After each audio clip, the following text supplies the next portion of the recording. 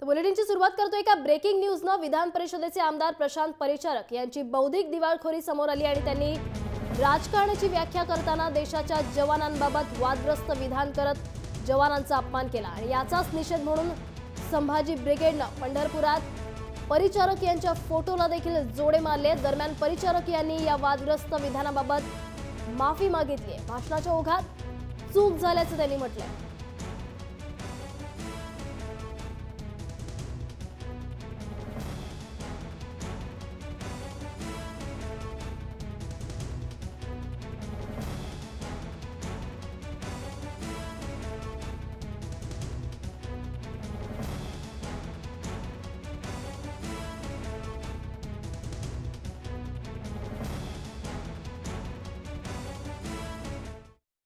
पंजाब मधला सैनिक तो असतो बॉर्डरवर आणि त्याची बायको इकडे बाळंती नव्हती। त्याला तार येते, तुझ्या बायकोला मुलगा झाला, वर्षभर तो काही गावाकडे गेलेला नसतो, तिथं पेढे वाटतो।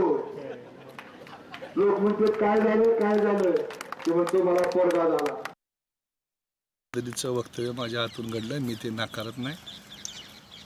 माझ्या 30-35 वर्षाच्या राजकीय आयुष्यामध्ये किंवा आमच्या कुटुंबातल्या राजकीय आयुष्यामध्ये अशा पद्धतीची कुठल्याही प्रकारची राजकीय वक्तव्य केली गेली नाही। कधी माफी मागायची, कधी सफाळी आली नाही। पण दुर्दैवानं ते काल घडलं।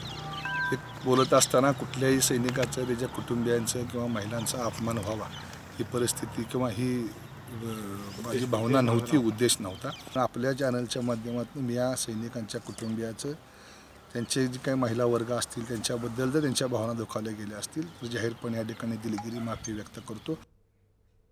दरम्यान परिचारकांच्या या वक्तव्यानंतर राजकीय वर्तुळात तीव्र भावना व्यक्त होते। शिवसेना नेत्या नीलम गोरे यांनी परिचारक यांना कायमचं नाकारलं पाहिजे असं म्हटलंय। तर या वक्तव्यावरून त्यांची मानसिकता दिसून येते अशी टीका काँग्रेस आमदार प्रणिती शिंदे यांनी केली।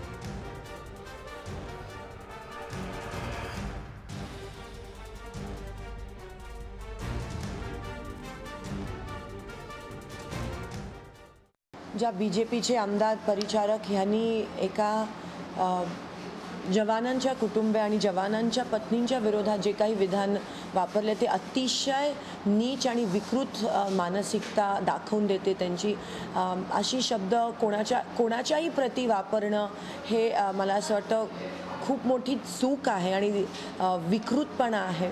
आणि त्याच्या पलीकडे जाऊन एका जवानांच्या कुटुंबांबद्दल असं बोलणं म्हणजे एकंदरीत या बीजेपीच्या लोकांची मानसिकता येथून दिसून येते। प्रशांत परिचारकाने आत्ता असं सांगितलं की अनवधानाने माझ्या हातून ते बोलणं झालं आणि त्यांनी माफी मागितली।